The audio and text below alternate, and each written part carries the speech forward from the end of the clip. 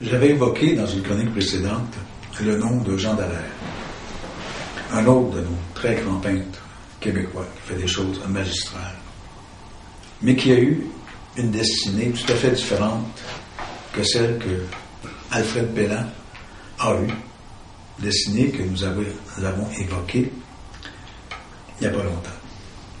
Dallaire est né à Hull en 1916, donc contemporain de Pellan.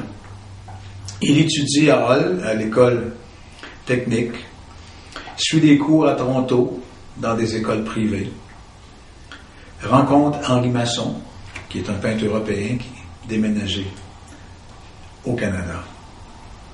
Et à l'invitation du père Georges-Henri Lévesque, qui deviendra lui aussi un personnage illustre dans notre histoire au Québec, il installe son studio au monastère des Dominicains à Ottawa et il réalise un très grand nombre d'œuvres sacrées.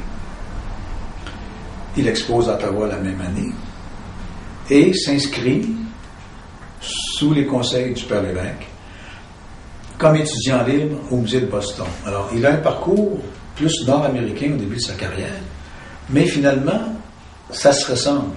Souvenez-vous comment, au début du siècle, nos étudiants peintres, le samedi ou le dimanche, allaient au Louvre, à l'école du Louvre, faire des copies, allaient à l'école de Rome, en Italie, voyageaient à Florence et profitaient pour copier les maîtres, pour développer leur technique. Alors, à Boston, il fait un peu la même chose. Et déjà, à Boston, à cette époque, on y retrouve une quantité assez impressionnante de tableaux de maîtres européens. En 1838, il s'inscrit à l'École des Beaux-Arts et ses professeurs, voyant la qualité de ses travaux et les progrès fascinants de ce jeune artiste, ils l'inscrivent au concours de la bourse du gouvernement de Paris, du Québec, toujours la même bourse, et part avec son épouse et s'inscrit à Paris dans les ateliers où il poursuit d'abord son apprentissage de l'art sacré. Il travaille avec les artistes, un artiste en particulier, Maurice Denis, qui est un peintre qui a créé un mouvement, les Nabis, au début du siècle. Mais c'est un homme solitaire, à la santé assez fragile. Et sa femme aussi a une santé fragile. Alors, il se retire à Paris et continue à travailler, à produire en vue d'expositions futures. Mais pour toutes sortes de raisons, il reste là au début de la guerre et devient prisonnier d'octobre 1940 en août 1944 à la libération de Paris parce qu'il est interné au camp des civils britanniques à Saint-Denis, en banlieue de Paris. Et ce séjour en camp d'internement va avoir des effets dévastateurs sur sa santé. Malade, il décide de rester à Paris après la libération pour se refaire une santé et,